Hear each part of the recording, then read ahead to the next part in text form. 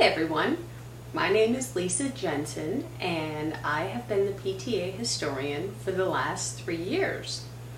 This will be my last year serving in the role, and so I wanted to talk to you about some very important things I'd like for you to consider before I move on to my next position. One of the very important jobs of the PTA historian is to collect and then file all of the paperwork needed for both our PTA membership and our waiver forms. The historian collects all of this paperwork and files it into giant binders like these, which must be kept in our school for 8 years. Now, as most of you know, the reason we need to keep these for 8 years is because the state requires us to do so. So we end up keeping these binders in boxes all over the gym, the storage room, the stage, and so forth. And what happens is that we are then required to move all of these boxes each time we have a performance. So when the band needs to be on the stage, the PTA needs to move all of the boxes, and then we move them all back. What's also becoming a problem is these boxes are now seeing a lot of wear and tear, and they're becoming both a fall and fire hazard for the PTA, the students, pretty much anyone that comes into contact with them. Additionally, this project currently takes me about 10 hours per week, and that's 9 months out of the school year. If we were to pay someone to do this, let's say we did this at minimum wage, the person would make about $1,000.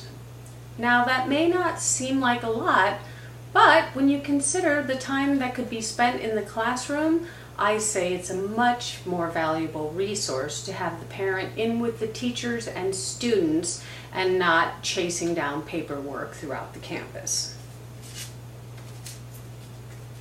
As I mentioned, this will be my last year serving as historian, and before I go, I want to make sure everything is up to snuff for my successor.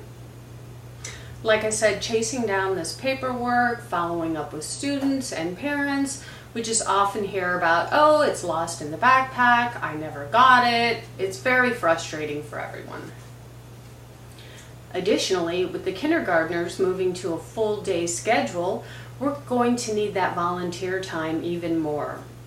We have limited aides in that group, and we have up to 20 kindergartners that will now be here all day rather than their half day. So again, if PTA members are not busy filing, they can be working on project or helping the teachers and the kids, which is what I believe we all really want.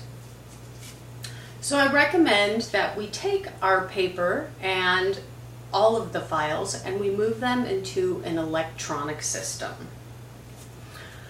Now, what would that look like? As I've mentioned, it's obviously a lot less work for the historian and the PTA members, but the real benefits are it's great for parents too. If we move to an electronic system, we can piggyback onto all of the forms sent to parents during registration. So that means parents will get our forms at the same time that they're getting school registration docs. Since all of this currently takes place through the active network, we can bring our paperwork in with registration docs, giving them a chance to be seen in front of parents' eyes in August instead of September. And if we need to send out future forms, we can do that at back to school night in September. Additionally, I've already spoken to our rep at the Active Network, and they mentioned that this is no problem. For those of you who aren't familiar with Active, they are the group who currently run all of our after-school programs and all of our school-wide registration. So they mentioned that, again, it's no problem. The only thing they ask from us is that we get our documents reviewed from legal, which is something we typically do every 2 years anyway. So we make sure everything has legal review, and they'll be happy to incorporate these documents, getting them in front of the eyes of parents earlier, as I've mentioned. Okay, so if that's not enough for you, let's talk about how this electronic system can benefit membership. As you know, we've seen membership go down over the last 3 years, and I think that an e-system can really help us improve that too. As I've already discussed, parents will now see our membership forms much earlier in the school year, and so that should help increase membership right there. Additionally, parents who sign up through the Active Network will be providing us with their email address, and so we can communicate with them further throughout the year as needed. Of course, we'll always give these parents an option to opt out if they do not want to see communications from PTA. Another idea we've talked about is having a family membership rate and sibling discounts. These can be incorporated at the same time this August school year, so we can ideally see membership going up by the beginning of September. Then, once all of our kids are in the classroom and everyone has a teacher assigned, I propose that we run a contest through our network where each week in the newsletter we'll promote the contest, and each classroom will have a chance to run for the biggest membership. The teacher who wins the biggest membership, the biggest group who signs up, will receive a pizza party paid for by the PTA. So we'll also get the kids on board by asking the teachers to promote this in the classroom. They can give out our website, and we'll also promote it through the principal's paper newsletter, driving parents to the website. We'll also have the kids all excited because they'll want to win that pizza, and I think it's going to be a real win for the kids, win for PTA, and the parents should be really happy to see PTA getting tech savvy, up to speed, and not having to bug them about joining throughout the entire year. We can hopefully reach our goals by the end of September and be all set for the school year. Another great thing about moving to this e-system is that PTA membership cards will now be automatically generated. So once the parent has filled out their membership, said, yes, I want to be a member, that will automatically be communicated to the state database, who will then send out the PTA card directly to the parent. Again, this is a big savings for our PTA board. No longer do we have to contact the state, relay the information, and then individually mail that card to the parent. It's going to be much less time consuming for us. And for those of you who are not familiar with the PTA card, let me tell you a little bit about that. It's similar to any discount card you receive for becoming a member, say of Cub Scouts or something. You pay your $15 membership and you get a card in the mail, and it's good for discounts at restaurants and stores throughout the US.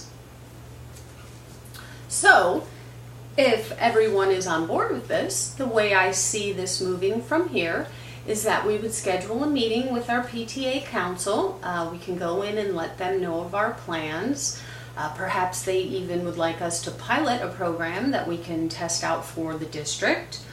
We'll seek their approval, obviously, and perhaps they know of a system that we may want to try, or there's another district using something that we have not researched. I have only researched Active Network since we currently have a contract with them.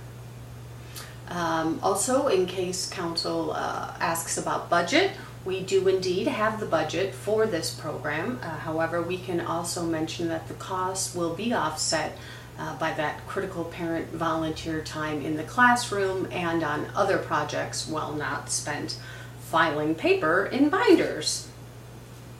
Again, PTA through the state or district can maybe take a look at our program we plan to use and recommend it to other schools throughout the US.